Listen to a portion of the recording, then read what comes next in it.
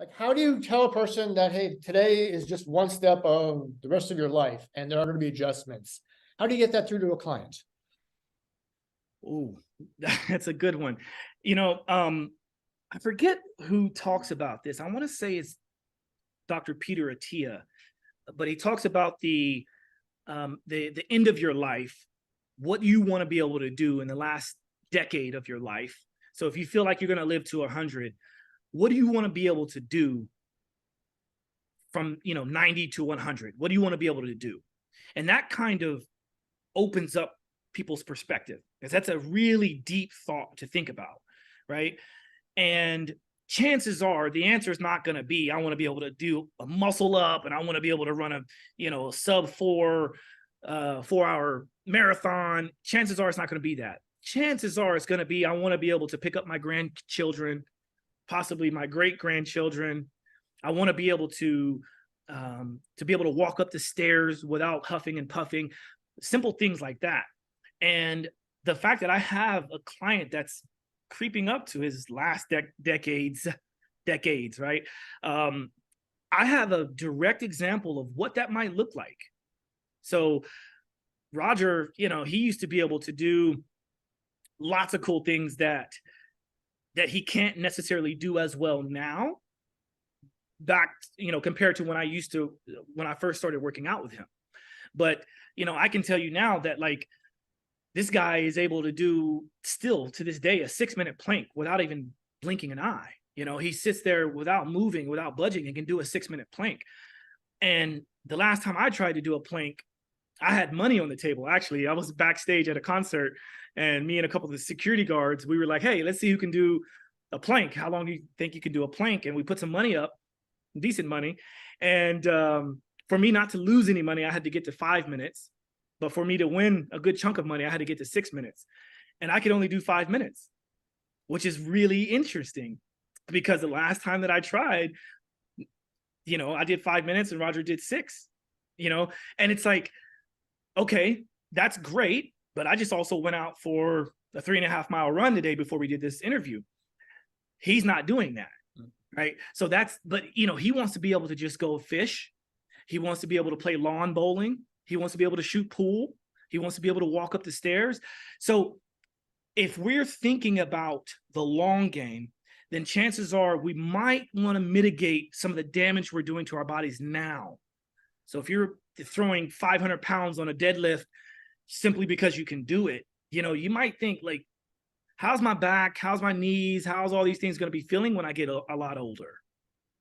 Just something to consider. Since you were on the road training celebrity clients, musicians, Roger Waters, like, how hard is it, I mean, to adapt in, like, just unconventional environments like that, and having to adapt on the fly? I've done a number of tours, a handful of tours. I did a European tour with Madonna many years ago.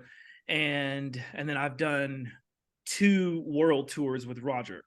And throughout all of those tours, a person like myself obviously gains experience. And I think in life and in career, it's all about experience, right? So as I'm kind of getting more mature and more experienced, I'm starting to realize that, okay, there's some things I can do to make my situation easier, to make my client situation easier. But some of the challenges that we were kind of discussing before we recorded, when it comes to being in Europe or anywhere sort of outside of the States, some of the things that become challenging for me is, like, simply getting packages, right? Like, the postal service and the packaging mailing system in the States is very efficient, and it's not as efficient in Europe. At least that's what I found. So here, when I'm in the States, if I want to get something, I'm pretty sure I can get it in a couple of days. Sometimes I can get it same day, or certainly the next day.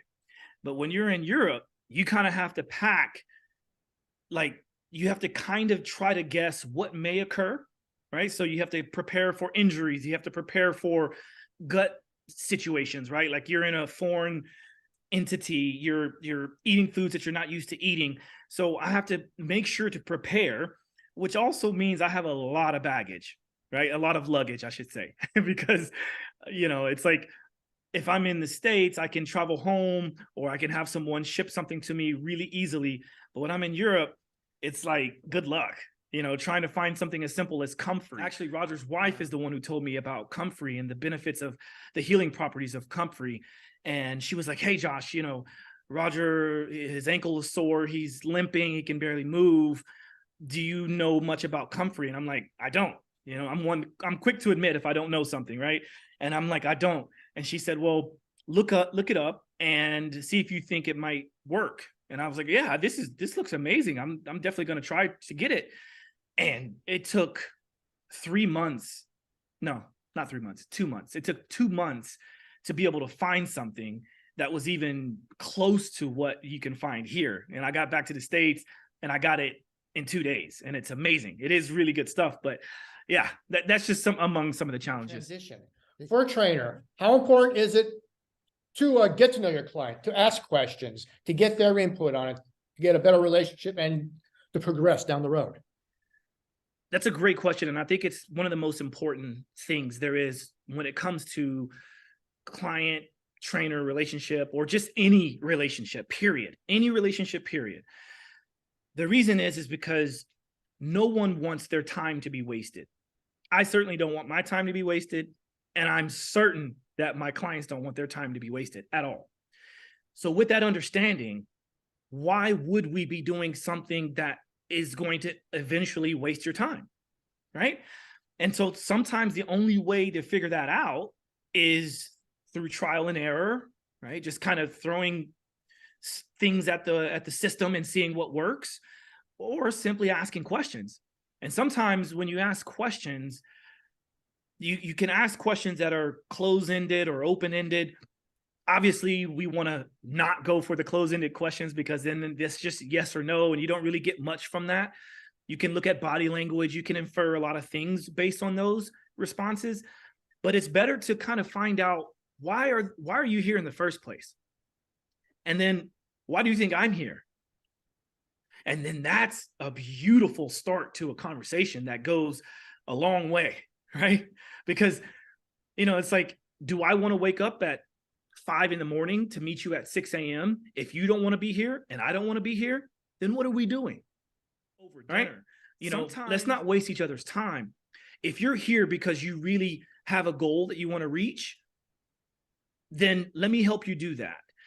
If you think that I'm here simply because you're paying for me to be here, then you've got it all wrong, because that's not what I'm here for. And one of the reasons why I will continue to work with people like Roger until otherwise is because he wants to improve constantly. And I see that in his workouts. I see that in his music. I see that in his political beliefs. I see that in his humanitarian efforts. This man is trying to constantly improve till the day he dies. And that's something I can get behind. So no matter what the money is, I mean, the money is nice, of course, and the fame is nice. And to be able to say that I work with someone at that level is great. But ultimately, I'm doing it because he wants to be there and I want to be there. I don't want to go with a cookie cutter form of what someone else is doing, or even what I've done in the past. I want to meet you where you are right now. And so Roger is very regimented, right? So he would go into the gym, put on his shoes, kind of do his own warm up, but he would go onto the elliptical first, and he would basically do the elliptical for about 5 or 10 minutes. And so the first day that I was to train him, I meet him at the elliptical, like, hey man, good to see you.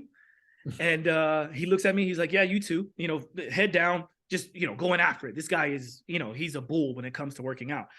And I just kind of said to him, hey, do you mind stopping for a moment? And he was like, yeah, sure. I said, do you enjoy doing the elliptical? And he's like, actually, I hate it. Why do you ask? And I said, well, if you hate it, why are you doing it? And he was like, well, no one's ever really told me anything otherwise. I was told to do this as a warm-up several years ago, and that's what I do. And so in that moment, I was like, aha. I automatically knew, just from experience, I knew that this is a guy that if you tell him to do something, he's going to do it, and he's going to continue doing it until you tell him otherwise. So I knew that there was a certain power in that. But then I also gained this respect from him, because I'm sure he thought, wow, this kid, I'm sure he calls me a kid because I'm much younger than him, but he's probably thinking this kid is probably something special, because he's actually caring about what I want to do and matching that with what I need to do. And then that's what built this beautiful relationship that we have over the years. So when it comes to having your clients back, having total control of total care over him, how important is to put his needs first over, I guess, your career goals and what you think may be right for someone else? How do you put the client first at all times? That is a very good question. And I think it comes back to understanding my role. And I think we all would do better by understanding our role. Sometimes it's easy to get into a situation where, you might feel like you become friends with your clients. And I certainly hope you do, or I certainly am friends with a lot of my clients, and I treat them as such. In some situations, it's like family, like Madonna, I'm like literally like a family member to her and her family. And I feel the same thing with Roger and my buddy Oscar Isaac, who, we've had some correspondence on before. We definitely have a family relationship, but when it comes to work, I have a very clear separation between work and everything else. So when it comes to work, I'm there to make sure to get the job done. And it's quite easy, actually, because it goes back to the old adage, don't bite the hand that feeds you. It's like, if I'm there and I'm paid very well looked after, why wouldn't I do everything in my power to make sure that I'm doing my job right? This guy he's about to be 80 years old and he's still touring the world. And he's, obviously he gets a lot of flack in the media for all the things that he's talking about. And that doesn't go unnoticed, right? Like, that has a big stress on him as a person, let alone him as the entity that is Roger Waters and Pink Floyd.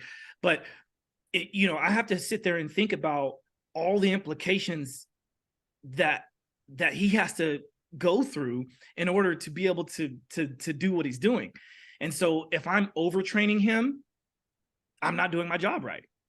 If I'm not training him enough, I'm not doing my job right. So I have to do everything in my power to make sure that I find that, I guess the best way to call this, or the best phrase, is balance.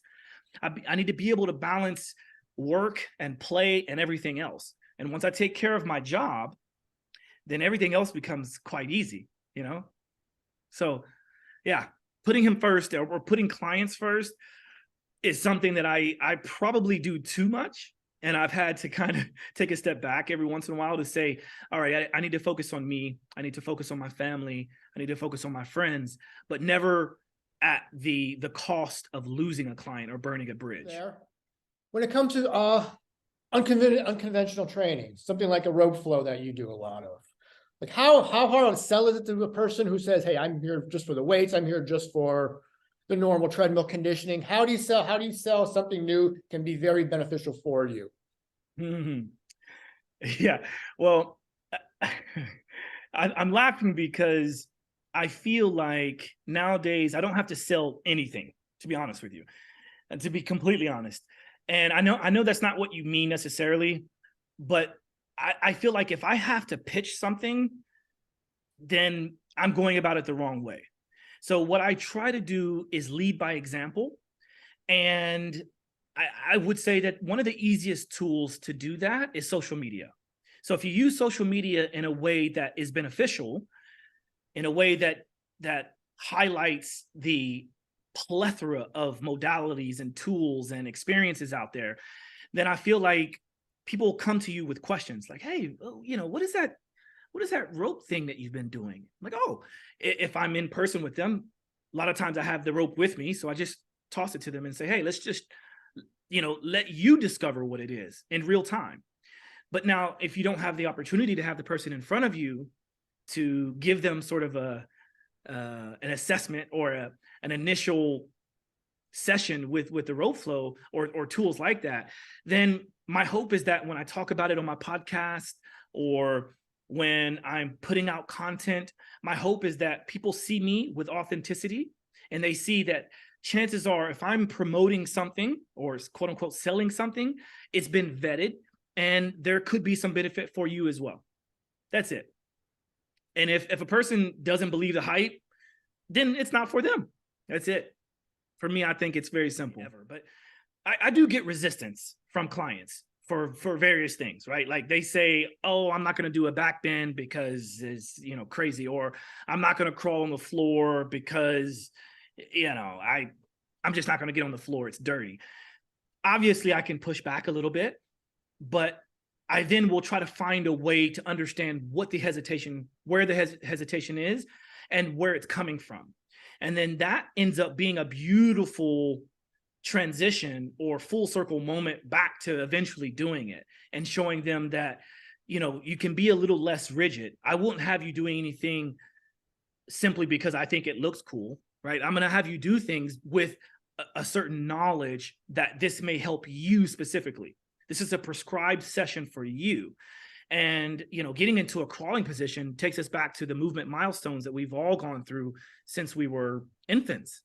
And so sometimes the best way to understand gait issues and movement defaults is to put them in to the beginning stages of the movement milestones, right? So if I explain that to someone and they come back to me and say, yeah, but I just don't want to do it, then I kind of file that and go, okay. All right, there's something there. There's some trauma there, right? But I don't say that. I just go, okay, there's something there. Or something like with the rope flow. I was doing a session. I've done many sessions with Roger. I mean, most of my clients will do the rope flow. And I was doing a session with Roger, and I kind of noticed that he's such a perfectionist that when he can't get one of the moves right, he beats on himself. He's hard on himself. And he's like, come on, you lanky prick. This is what he says, right? This is like a common thing that he says to his alter ego. And there's a couple times I say, hey, be gentle with yourself. It's okay. You beating up on yourself is not going to make you get that movement any better. And I said, in fact, because he's a very good pool player. Roger is, right? Very good pool player. And he's actually taught me to become a very good pool player. I can say that now. And he's coached me into saying, hey, when you shoot a shot, stay down, stay in position, don't move until the ball finishes what it's doing, right? He said, because that's the best way to teach your brain on how to adjust. If the shot goes in, you did it well, everything's good. If the shot didn't go in, where do you make your adjustments? Now you know. But if you don't stay down, your brain can't really gather that. So then I flipped that back on him. So this goes back to what you were saying about getting to know your clients. So I put that back on him. And I said, hey, Roger, also remember, you told me to stay down and to let your brain process what just occurred. If you're telling yourself, come on, you lanky prick, you're not allowing yourself to process that movement. So let's go back and let's do it again. And then you see this beautiful evolution of him.